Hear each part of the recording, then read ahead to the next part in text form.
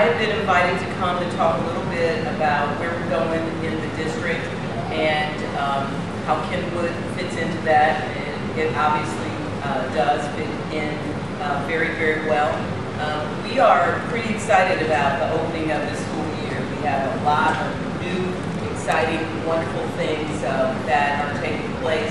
I hope that you are looking ahead for your children too. There's some new high school programs that are going to be very beneficial, that are proving to be very beneficial for our children. And obviously we want to work together with you to think about what the continuation of this program might look like into the high school grades. We've been talking about magnet programs and that kind of thing, a school within a school, how we might work together both with Kenwood and with Spanish immersion to make sure that there are some continuation programs. It's not because it's you, only because it's you. It's because we've been looking to really continue some of our, and working to really continue some of our high-performing, very popular, very innovative programs, K-12. For example, we've been working with Berwick Alternative and Indianola Alternative to Indianola Informal Alternative to expand their programming from a K-5 to K-8 program. In both of those cases, we are just about through that process. In the case of Berwick, we have also gone the next step to talk about, okay, what does this math science work look like at high school for students who would like to continue this kind of focus?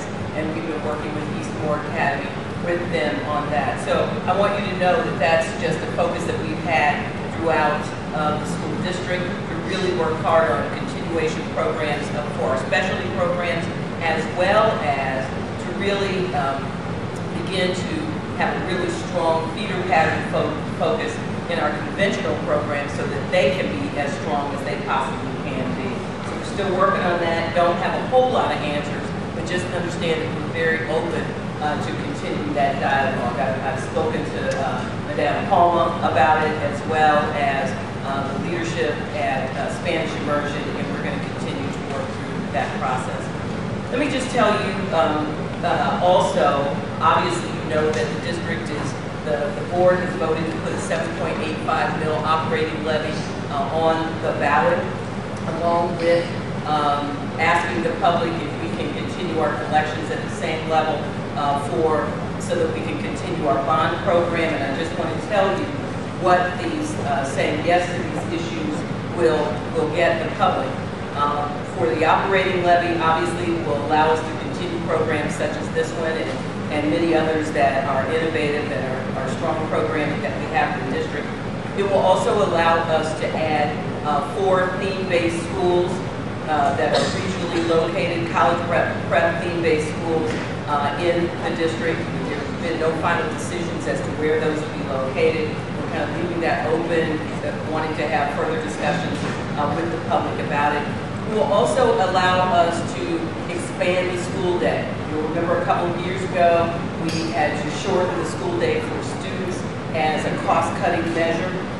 This will allow us to put the time back on the clock for the kids. I had a young man ask me the other day when I was giving the same information to a group of adults. He said, does that mean that I'll have to get up earlier, go to school earlier?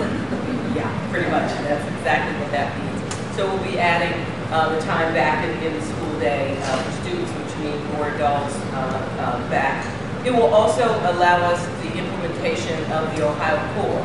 I don't know how many of you know that our current 7th graders, the class of 2014, will be subject to new higher graduation requirements statewide, not just Columbus City Schools. It's not something we made up, but it's something that our state legislature said we need to review our graduation requirements. We know in this country we need students who are thinking more about the STEM-based disciplines, science, technology, engineering, mathematics. Even if they don't go into those disciplines, that kind of study and learning certainly will help them in other disciplines. So this new Ohio Core adds more mathematics and more lab-based science to the graduation requirements. So our students are going to have more than that, more. So this levy will allow us to hire mathematics and science teachers and prepare our students for this new higher level learning. What did I leave out on the period back in the day, the Ohio 4? We're looking at class size reduction also.